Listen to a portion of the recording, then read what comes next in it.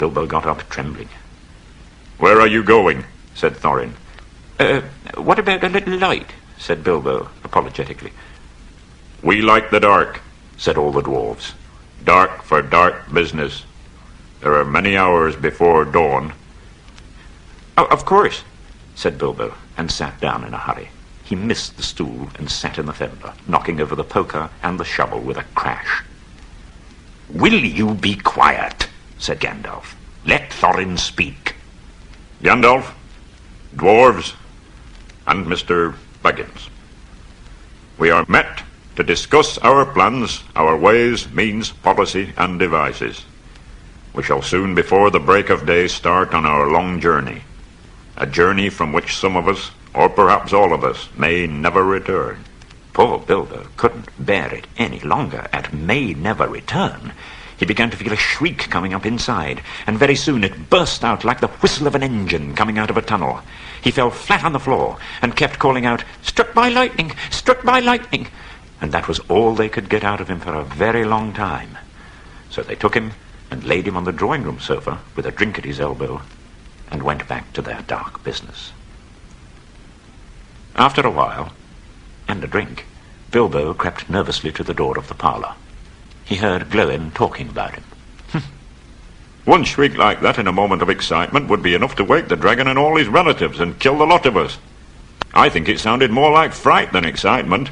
In fact, if it had not been for the sign on the door, I should have been sure we had come to the wrong house. He looks more like a grocer than a burglar." Many a time afterwards, Bilbo regretted what he did next.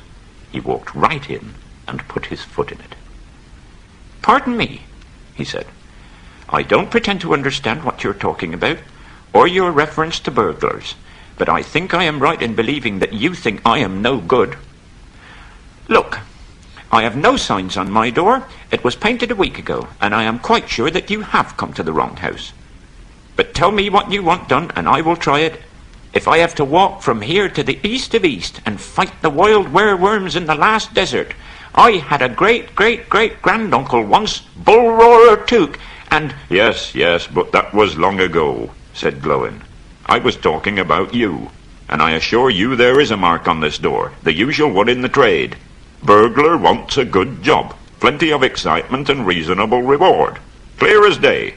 "Of course there is a mark," said Gandalf. "I put it there myself, for very good reasons. You asked me to find the 14th man for your expedition, and I chose Mr. Baggins. Just let anyone say I chose the wrong man or the wrong house, and you can stop at 13 and have all the bad luck you like, or go back to digging coal. Let's have no more argument. I have chosen Mr. Baggins, and that ought to be enough for all of you. If I say he is a burglar he is, or will be when the time comes. Now, Bilbo, my boy, fetch the lamp, and let's have a little light on this." On the table, in the light of a big lamp with a red shade, he spread a piece of parchment. "This was made by Thror, your grandfather, Thorin. It is a plan of the mountain." "I don't see that this will help us much," said Thorin. "I remember the mountain well enough and the lands about it, and I know where Mirkwood is, and the Withered Heath where the great dragon's bred." "One point you haven't noticed," said the wizard, "and that is the secret entrance. You see the rune on the west side and the hand pointing to it from the other runes? That marks a hidden passage to the lower halls." "It may have been secret once," said Thorin. "But how do we know that it is secret any longer? Old Smaug has lived there long enough now to find out anything there is to know about those caves." "He may, but he can't have used it for years and years." "Why?" "Because it is too small. 5 feet high the door, and 3 may walk abreast, say the runes. But Smaug could not creep into a hole that size, not even when he was a young dragon. Certainly not after devouring so many of the dwarves and men of Dale." "It seems a great big hole to me. How could such a large door be kept secret from everybody outside apart from the dragon?" "In lots of ways," said Gandalf. "From what it says on the map, I should guess there is a closed door which has been made to look exactly like the side of the mountain." Also with the map went a key, a small and curious key. Here it is. Keep it safe. Oh, this is news.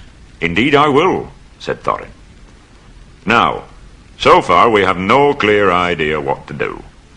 We thought of going east, as quiet and careful as we could, as far as the Long Lake. After that, the trouble would begin. A long time before that, if I know anything about the roads east, interrupted Gandalf. We might go from there up along the river Running, said Thorin, taking no notice. And so to the ruins of Dale. The old town in the valley there, under the shadow of the mountain. But we none of us like the idea of the front gate. The river runs right out of it through the great cliff at the south of the mountain, and out of it comes the dragon, unless he has changed his habits. That would be no good, said the wizard.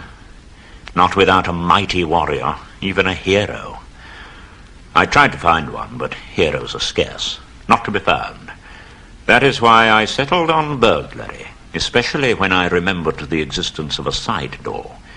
And here is our little Bilbo Baggins, chosen and selected burglar. So let's get on and make some plans. Very well, then, said Thorin. Supposing the burglar expert gives us some ideas. Well, first, I should like to know a bit more about things. I mean about the gold and the dragon and all that. Also, I should like to know about risks, out-of-pocket expenses, time required and remuneration and so forth. Very well, said Thorin. Long ago, in my grandfather Thror's time, our family was driven out of the far north and came back with all their wealth and tools to this mountain. It had been discovered by my ancestor, Thrain the Old. They mined and they tunneled and they made huger holes and greater workshops. And in addition, I believe they found a good deal of gold and a great many jewels, too. Anyway, they grew immensely rich and famous, and my grandfather was king under the mountain again. His halls became full of armor and jewels and carvings and cups. Undoubtedly, that was what brought the dragon. Dragons steal gold and jewels and guard their plunder as long as they live. There was a most specially greedy, strong and wicked dragon called Smaug. One day he flew into the air and came south. The first we heard of it was a noise like a hurricane coming from the north, and the pine trees on the mountain creaking and cracking in the wind. Some of the dwarves who happened to be outside saw the dragon settle on our mountain in a spout of flame. He came down the slopes, and when he reached the woods, they all went up in flames. By that time, all the bells were ringing in Dale, and the warriors were arming. The dwarves rushed out of their great gate, but there was the dragon waiting for them. None escaped that way. The river rushed up in steam, and the fog fell on Dale, and the dragon came and destroyed most of them. Then he crept back through the front gate and routed out the halls, lanes and tunnels, alleys, cellars, mansions and passages. After that there were no dwarves left alive inside, and he took all their wealth for himself. He has piled it all up in a great heap far inside and sleeps on it for a bed. We mean to get it back and to bring our curses home to Smaug, if we can. I have often wondered about my father's escape and my grandfather's escape. I see now that they must have had a private side door which only they knew about, but apparently they made a map. And I should like to know how Gandalf got hold of it. I did not get hold of it, I was given it, said the wizard.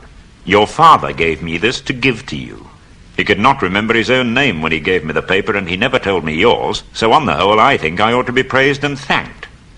Here it is. Hear, hear, thought Bilbo, and accidentally said it aloud. Hear what? They all said, turning suddenly towards him, and he was so flustered that he answered, hear what I have got to say. What's that? They asked. Well, I should say that you ought to go east and have a look round. After all, there is a side door, and dragons must sleep sometimes, I suppose. And, well, don't you know?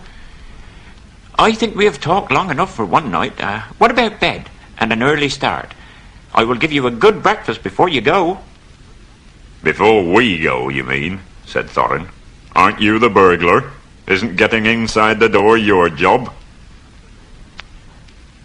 One thing Bilbo did make up his mind about was not to bother to get up very early and cook everybody else's wretched breakfast. And he was not now quite so sure that he was going on any journey in the morning. As he lay in bed, he could hear Thorin still humming to himself in the best bedroom next to him. Far over the misty mountains cold, to dungeons deep and caverns old, we must away ere break of day, to find our long-forgotten gold. Bilbo went to sleep with that in his ears, and it gave him very uncomfortable dreams. It was long after the break of day,